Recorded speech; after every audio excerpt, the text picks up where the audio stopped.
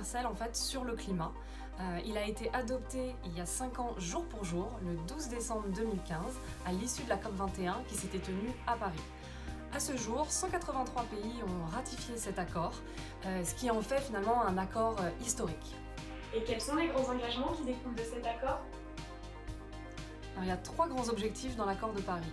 Le premier, peut-être le plus connu, c'est limiter le réchauffement de la planète en dessous de 2 degrés et poursuivre tous les efforts pour limiter cette hausse à 1,5 degré. Le deuxième, c'est de renforcer les capacités d'adaptation des pays, notamment les pays en développement qui sont en première ligne des impacts du changement climatique. Et le troisième objectif, c'est de rendre les flux financiers compatibles avec un développement peu émissif, peu polluant. Pourquoi l'accord de Paris est-il indispensable pour faire face au changement climatique ? Il y a la nécessité d'un engagement mondial parce que les changements climatiques touchent tous les pays et les impacts, nous les voyons dès maintenant.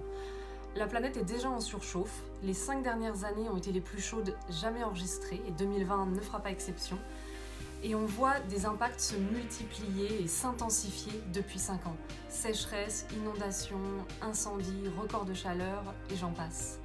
Les scientifiques sont très clairs, les 10 années qui viennent vont être majeures pour limiter le réchauffement à 1,5 degré. Que s'est-il passé à la suite de l'accord de Paris ? Malheureusement, trop peu d'États ont pris des mesures suffisantes pour respecter l'accord de Paris et les émissions ont continué à augmenter depuis 2015.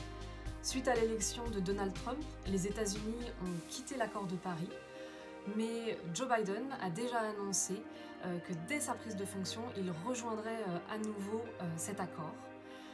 Depuis 5 ans, on a assisté à une prise de conscience grandissante des citoyens et des citoyennes, notamment des plus jeunes, suite à l'appel de Greta Thunberg à faire grève tous les vendredis. Quelles sont les limites, les failles de l'accord de Paris ? Un des problèmes principaux de l'accord de Paris, c'est qu'il n'y a pas de mécanisme de sanction. C'est-à-dire que si un pays ne respecte pas ses engagements, il ne se passera rien, il n'y aura aucune conséquence. Un autre problème, c'est que des secteurs ne sont pas inclus dans l'accord de Paris, le secteur aérien, le secteur maritime, alors qu'ils représentent près de 10% des émissions de gaz à effet de serre au niveau mondial.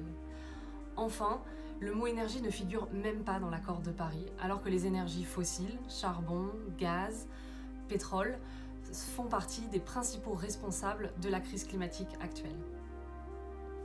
Et maintenant, 5 ans après la signature de l'accord, qu'est-ce qu'on fait ?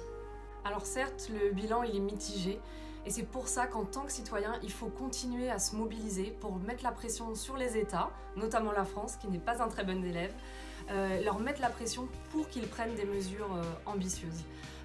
Et on peut aussi à son niveau faire des actions simples, sensibiliser ses proches ou aussi rejoindre des associations qui militent en faveur du climat comme Oxfam France.